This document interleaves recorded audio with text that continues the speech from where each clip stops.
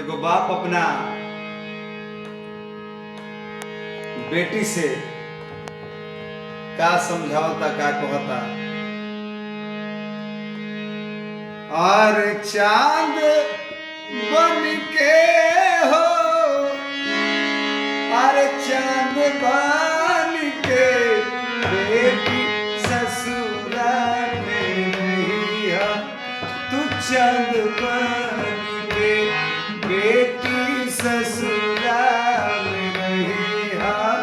तू चांद बन के, चांद बन के हो, चांद बन के, चांद बन के हो, चांद बन के बेटी ससुराल में रही है।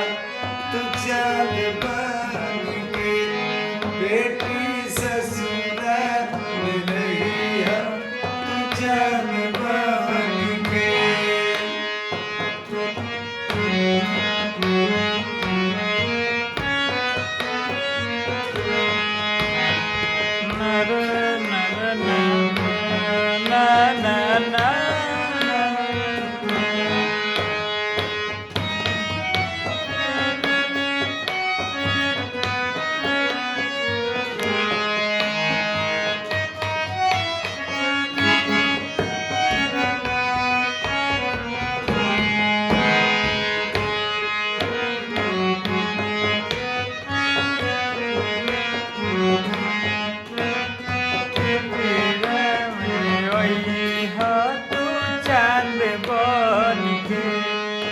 अरे सास ससुर के जे आदर पैहा, मुखड़ा के अपना घूंघट में छुपैहा।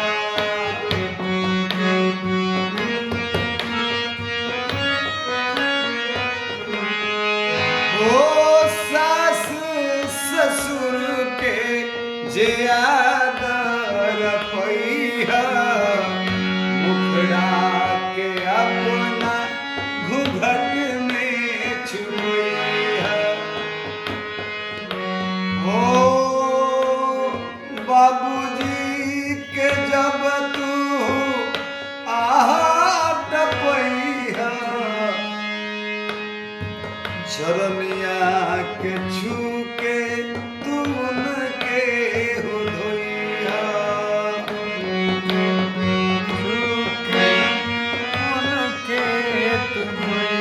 हो सबके अखिया के पुतारी परान बन के, सबके अखिया के पुतारी परान बन के बेटी ससुराल में रही है।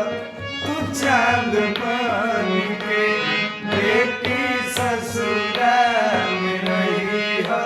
तू चांद बन के।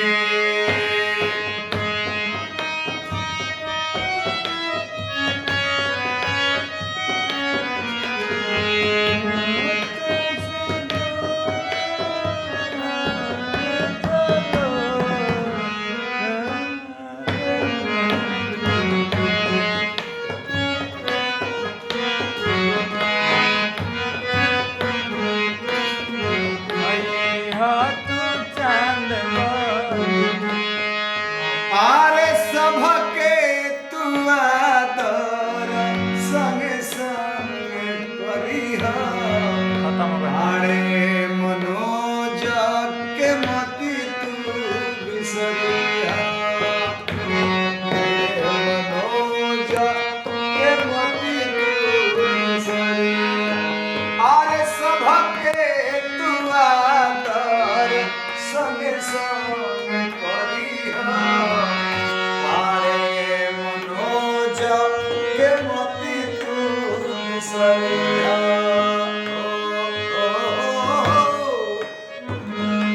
रहबू कोयला में हीरा के खान बन के, रहबू कोयला में हीरा के खान ससुराल रहिया तू चांद बन के बेटी ससुराल वही हो तू चांद बन के सबके अखिया के पुतरी परान बन के सबके अखिया के पुतरी परान बन के बेटी ससुराल में वही हो तू चांद